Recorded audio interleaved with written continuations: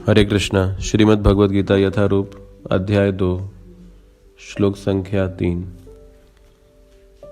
क्लेब्यं मा समगम पार्था नैतत्त्वयि उपपद्यते श्रोत्रं हृदया दुर्बल्यं त्यक्तोत्तिष्ठ परन्तपः।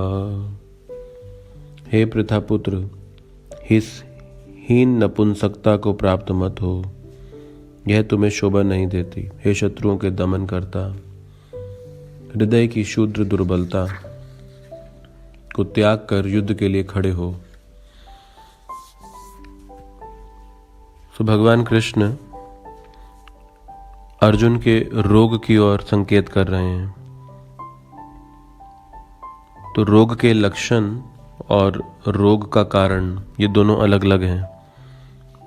अर्जुन के रोग के कुछ लक्षण थे, लेकिन कृष्ण रोग के लक्षणों की चर्चा ना करके रोग के कारणों की चर्चा कर रहे हैं। अर्जुन के रोग के लक्षण थे शरीर का कंपन होना, खड़े नहीं रह पाना, अस्त्र शस्त्रों को रथ पे रख देना, शोक संविग्न हो जाना, आंखें अश्रुपूरित हो जाना। लेकिन कृष्ण पिछले श्लोक से रोग के कारणों की चर्चा कर रहे हैं और भगवान कृष्ण आश्चर्यचकित हैं अर्जुन की इस अवस्था से। इसीलिए पिछले श्लोक में भगवान कृष्ण ने कहा, कुतत स्वा, ये संभव कैसे है कि तुम्हारे अंदर ये रोग हो। और इसीलिए अनार्य शब्द का उपयोग किया गया, गैर जिम्मेदारी का। लेकिन इस श्लोक के आरंभ में ही भगवान बड़े शक्तिशाली शब्दों का उपयोग करके अर्जुन की अज्ञानता को दूर करने के लिए एक सर्जन की तरह सर्जरी कर रहे हैं। तो जैसा कि हमने पिछले श्लोक की चर्चा में भी ये कहा कि भगवान ने जो देखा वो किसी और ने नहीं देखा।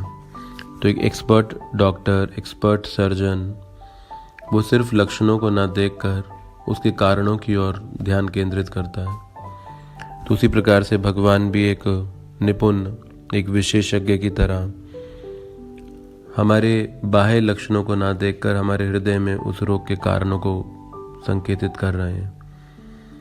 तो अर्जुन को क्लेब्यम कहा जा रहा है। क्लेब्यम का मतलब है नपुंसक। ये शक्तिशाली शब्द हैं और शक्तिशाली शब्दों का उपयोग किया जा रहा है क्योंकि अज्ञानता को काटने के लिए। तो जिस प्रकार से आज के इस युग में रोग को स्वास्थ्य के रूप में देखा जाने लग गया है, तो बुरी आदतें जैसे नशा करना, मांस खाना, अवैध संबंध, जुआ आदि, इन्हें आज ऐश्वर्य का चिन्ह देखा जाता है। तो आज जिनके पास धन ऐश्वर्य रहता है वो इन चारों प्रकार की बुरी आदतों में पाए जाते हैं, इन चारों प्रकार के पापों को करते हुए पाए जाते हैं और इसे कीर्ति, यश देखा जाता है। तो जो बीमारी है, जो रोग है, वो आज स्वास्थ्य का लक्षण बन गया है। तो ये कलयुग की अवस्था है। तो इसीलिए अर्जुन की बीमारी का संकेत भगवान कृष्ण दे रहे हैं, शूद्रम हृदय दुर्बल्यम, कि ये जो हृदय की जो कमजोरी है, ये आसक्तियां जहाँ हृदय में निवास कर रही हैं, शूद्रम हृदय दुर्बल्यम। तो ये भगवान इस रोग की ओर इशारा कर रहे हैं और भगवान कह रहे हैं ये आर्यों को शोभा नहीं देता। और अर्जुन का नाम परंतपा उपयोग किया गया कि तुम तो अपने शत्रुओं का दमन करने वाले हो। उत्तिष्ठा, तुम इस रोग के कारण अपने वास्तविक स्वभाव को भूले बैठे हो। तो सर्जरी जब हम करवाएं तो फिर उसमें दर्द तो होगा ही, और जब हम अज्ञानता की सर्जरी होगी तो फिर ऐसे शब्दों के द्वारा दर्द तो होगा ही। लेकिन हम सर्जन को धन्यवाद देते हैं, डॉक्टर को धन्यवाद देते हैं, चाहे वो हमारी सर्जरी क्यों ना करे, क्योंकि हम जानते हैं कि उस सर्जरी से हमारा स्वास्थ्य ठीक हो जाएगा, हमें लाभ होगा। उसी प्रकार से भगवान के द्वारा संतावना, सहानुभूति शब्दों का उपयोग ना करके यहाँ पर सख्त शब्दों का उपयोग किया जा रहा है, क्योंकि भगवान हृदय दुर्बल्य के रोग को दूर कर रहे हैं। और अर्जुन के समक्ष उसकी इस चुनौती को प्रस्तुत करते हुए कह रहे हैं, उत्तिष्ठा, खड़े हो जाओ, ये तुम्हें शोभा नहीं देता, खड़े हो जाओ। तो इसीलिए भगवान का जो दृष्टिकोण है वो सिर्फ हमारे इस बाह्य शरीर के साथ संबंधित इस जगत के संबंध को देखने का नहीं है। आध्यात्मिक दृष्टिकोण आत्मा के इस जीवन यात्रा, इस प्रवास को दिखाता है कि हम जिस भी शरीर में जाते हैं उस शरीर से संबंधियों से आसक्ति और शरीर को अपना मान बैठते हैं। और ये जो आत्मा की गलत पहचान है इस देह के साथ, यही हमारी सारी कठिनाइयों का कारण रहती है। और इस आत्मा की गलत पहचान को भी हमने शब्द ध्वनि से ही समझा। हमें जन्म के साथ ही जीवन का केंद्र होना सिखा दिया गया।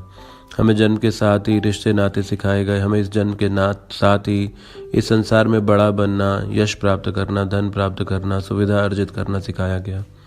लेकिन इसी शब्द ध्वनि के माध्यम से अब हमें भगवान के विषय में, जीवन की शाश्वत सच्चाई के विषय में भी शिक्षा कृष्ण गीता के माध्यम से दे रहे हैं। तो ध्वनि ने ही हमें आसक्त किया इस संसार में, और ये शब्द ध्वनि हमें इस संसार से विरक्त करेगी और हमें हमारे कर्तव्यों के प्रति जागरूक करेगी। तो इसलिए भगवान कृष्ण इन भारी भरकम शब्दों के साथ अर्जुन का स्वागत कर रहे हैं और उन्हें क्षत्रिय होने का कर्तव्य याद दिला रहे हैं और उठकर अपने शत्रुओं का दमन करने का संदेश दे रहे हैं।